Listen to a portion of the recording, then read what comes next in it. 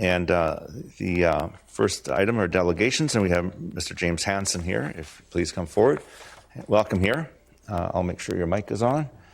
You do have 5 minutes to present, and so we want to welcome you. If you just provide your name and my name is James Hansen. I live in Walnut Grove. I lived in North Langley for almost 10 years, maybe over 10 years at this point.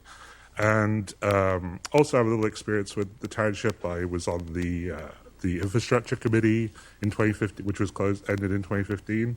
So I've always been interested in infrastructure, which is what my presentation is about today. So can I just open that, I think? Okay. Yeah, so are we sharing the screen? I don't know. We don't see it. Oh, I have to press the share screen, okay. I'll reset the timer. Okay. Maybe just the whole screen. There we go. All right. Great. Oh, yeah. Can I minimize this, get this out of the way?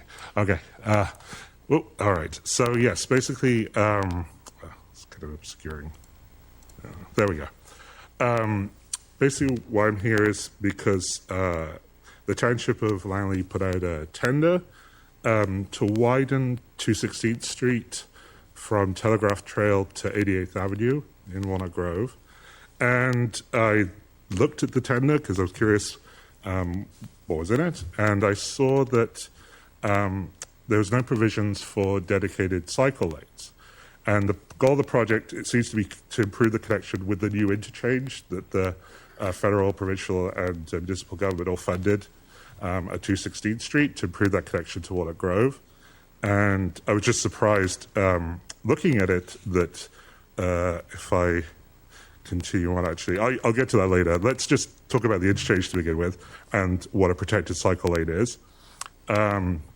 Basically, it's a curb height barrier from the traffic, so you can cycle on your bike without having to worry about being clipped by a vehicle or a vehicle intruding into the lane. You basically have your own space to cycle.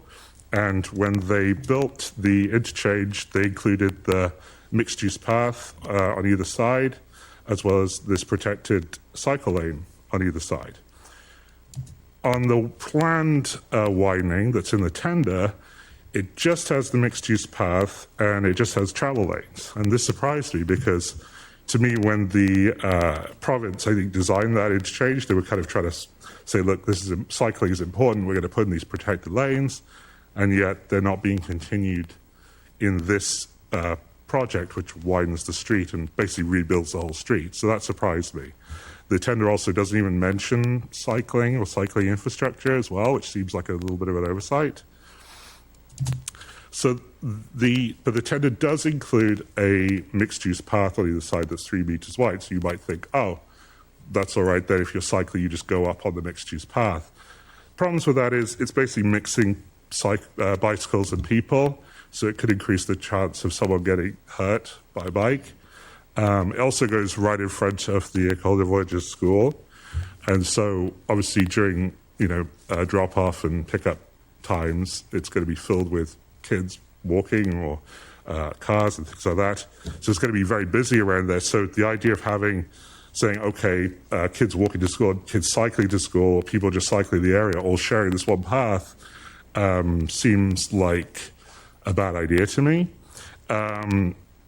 This is some images I took just driving past the Ari Mountain. So there's a similar mixed-use path in front of Ari Mountain School, and at these peak times you just see it's full of kids just walking to school. There's one trying to cycle kind of amongst the crowd. I think it's quite difficult to really go faster than walking speed in that environment. So, as I mentioned, not including those already built, like the design of the protected cycle lanes, not continuing them down to 16th, it kind of reflects a lack of commitment to cycling infrastructure.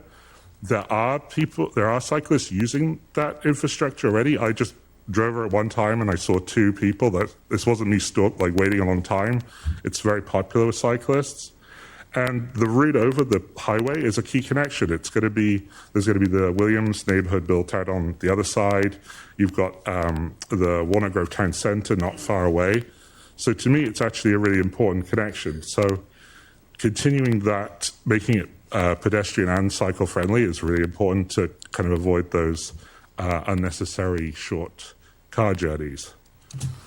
So when I filled out the form, I said that kind of what I like to see would be going to staff and asking, is it possible to include these cycle lanes in the project? But I did also use a tool called Street Mix to kind of come up with some other ideas. This is my first one. I said, okay, what about if we don't add more car lanes, we keep the amount of car traffic the same, but we really make it much nicer for people and cyclists. Kind of a more human scale, because we know that when you widen the road, it makes it less friendly for people to walk and cycle in general because of the increased noise, it's more busy. So you're kind of pushing more people into cars just by widening it. So that was my first idea. This is kind of the less car-centric idea, just making it more of a nice place to walk and cycle with the car level be the same. And to me, Walnut Grove is probably not going to see much more growth. So I'm not really sure if having 4 lanes of car traffic from the interchange into Walnut Grove is even necessary. That's just my opinion. The other option I came up with was just narrowing the sidewalk and then making room for the protected lanes, just reducing the sidewalk a little bit, so it keeps them separate, less chance of collision. But the downside with that is packing that into the narrow space.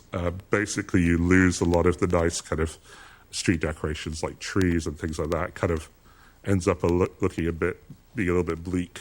Okay, if you could just wrap up fairly quickly. Oh, okay. 5 minutes up. Okay. I've almost done this. I only have 12 slides in total. This is the last one. The other idea is in the very bare minimum, just paint half of the multi-use part, maybe make it a bit wider, so you've got cycles and people, and that is it. Great.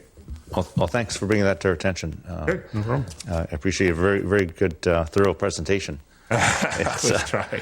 A picture's worth 1,000 words, and you got several thousand words in there, so thank you.